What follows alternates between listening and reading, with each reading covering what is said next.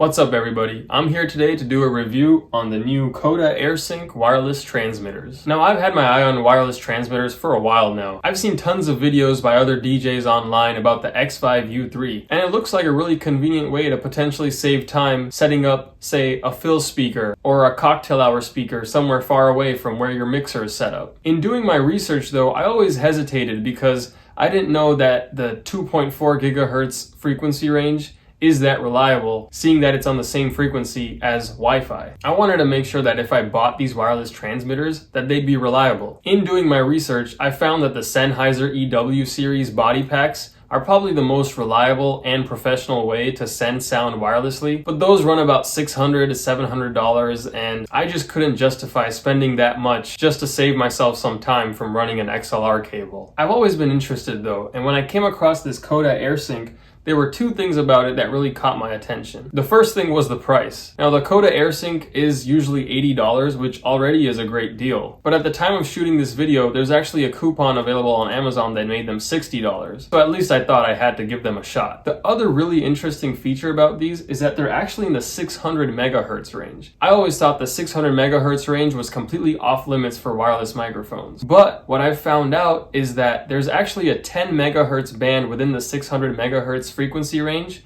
653 to 663, that is actually still available for microphone use. You may have heard of the EV-RE3 microphones, and those microphones are actually in that band as well. The Coda AirSync operates in that 657 to 663 megahertz range. What's interesting about this is that theoretically there should be less competition for wireless frequencies in that range because there aren't many wireless microphones that operate in that frequency. I thought this would result in a cleaner signal and a strong range. It does say online that these have 150 feet of range. Now next in the video, I'm going to get into the features and the range testing that I did, but to cut to the chase for those of you that are interested, I was only able to get about 60 feet of range before these started to have significant hissing and popping. Unfortunately for me, that's probably not enough range for the uses that I had in mind for them. Personally, I'm going to be sending these back.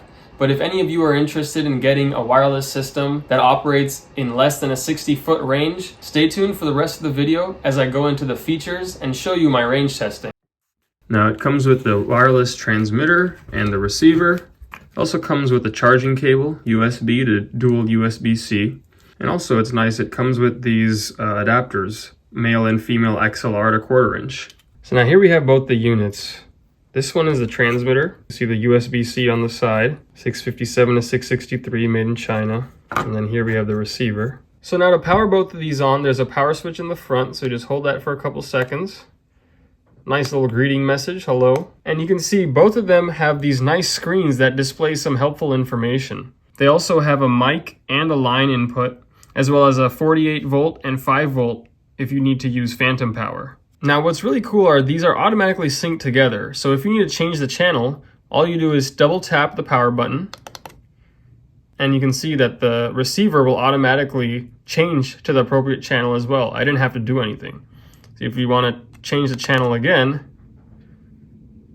you can see that it'll get synced up automatically, and you can see that you have full bars of signal, meaning that the two units are paired. This doesn't have any sort of auto scan feature. I don't think any of these transmitters or receivers have that technology quite yet, but it's nice that you're able to change the frequencies if you need to, in case you're getting any interference on any of the channels. Now let's take you guys out and do a range test. So we're outside now to do the range test for this Coda AirSync. Just to show you the setup here, I've got my Maui 5 hooked up to my Jackery battery, and then I put the receiver here in the back. So I'm all ready to do my range test here. I've got a really basic setup, just my iPhone plugged into the XLR transmitter, and I'm just gonna slowly walk away until we see how far the range goes.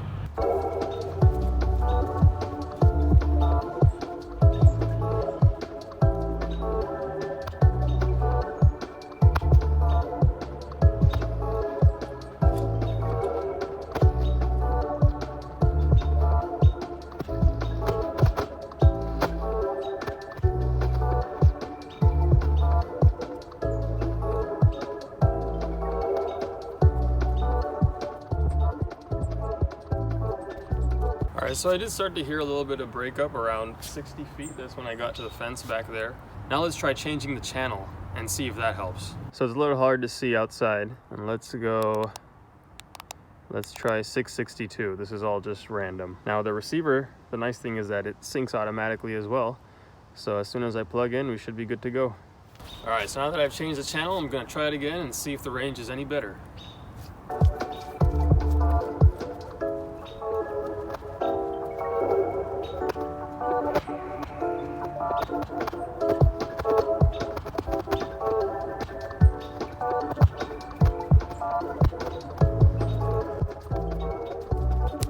So as you could hear, there were still some cutouts kind of immediately within 20 feet of me leaving the transmitter. So it looks like changing channels didn't help. Let's try the microphone next.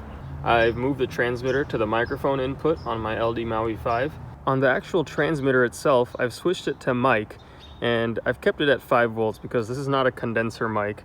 This is an Audio-Technica microphone, the M4000S. So let's see how this goes. Testing 1 2 3, testing 1 2 3, mic check 1 2 3, testing 1 2 3, mic check. Can start to hear some of the hissing at the same spot. Check check 1 2 3, microphone check. Still heard some hissing just then. Check check check. This is at about 30 feet. Let's go out to about 60 feet. Check check check, mic check 1 2 3. Not bad. Some hissing there. Yep. So we're getting some hissing and dropouts at around the same range, about 60 feet. I head back now because it's only gonna get worse. Check check check, mic check 1 2 3. Here at about 30 feet. Testing 1 2 3, testing 1 2 3, mic check. Let's just try changing the channel just to see. So I've changed the channel now on my transmitter, and let's test again. Testing 1 2 3, mic check 1 2 3, testing 1 2 3, mic check 1 2 3. We're approaching 30 feet and start to hear a hiss right there. Testing 1 2 3, some more hissing. Approaching 60 feet now. Testing 1 2 3, mic check 1 2 3, some pops. 1 2 3, mic check 1 2 3, 1 2 3, mic check 1 2 3, mic check. Hear the hissing. I think I'm gonna head back. That time I got up to about 75 feet, but the hissing started coming on pretty strong. Testing 1 2 3, mic check 1 2 3. Some more pops, even just about 15 feet away. So there you go. It looks like the range only is about 20 feet reliably. As soon as I start approaching 30 feet and beyond to 60 feet, I'm getting a lot of dropouts. This thing's supposed to go 150 feet, but I'm not getting anything close to that. Let's head back inside. Now in my initial testing, I've also found some negatives about the units that I wanted to talk to you guys about. The first negative is the power button. You can see here that both the transmitter and the receiver, the power button is right here in the front.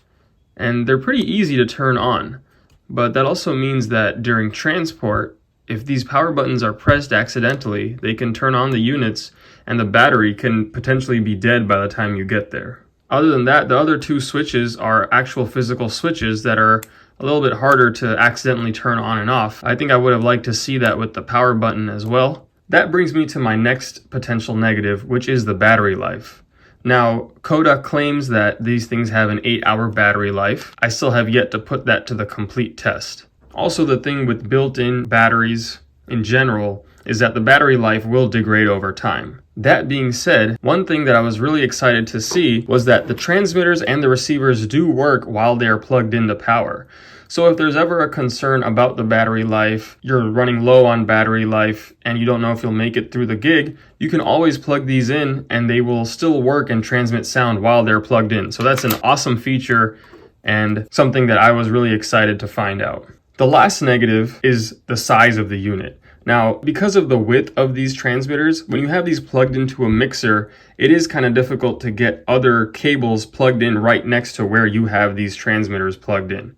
To give you an idea of how these look like when they're plugged into a mixer, here's my small Yamaha MG06, the male unit. And you can see that because of how wide it is, it's kind of hard to squeeze in here between two other cables. So you'd actually need to remove one of them in order to get this one to fit in. But now you can see that it does fit, and I do have space for this small 1/4-inch cable next to it. Now for the female unit, we're going to see if it'll fit into the mixer next to this already existing XLR cord that I have in there. So unfortunately, you can see that it doesn't fit directly with the XLR next to it. But if I were to take that out, I would be able to. Now, to summarize, like I said at the beginning of the video, because of the range limitations on this thing, I don't think that I'm going to be able to keep it, and I'm probably going to be sending these back. Now, when you consider the price, though, at $60 for a 60-foot range, it's really not that bad. I'd love to hear about any experiences you all have with wireless technology, and if you've gotten similar results in terms of range for your units. If you have any questions about these units, leave them in the comment section below, and thanks for watching.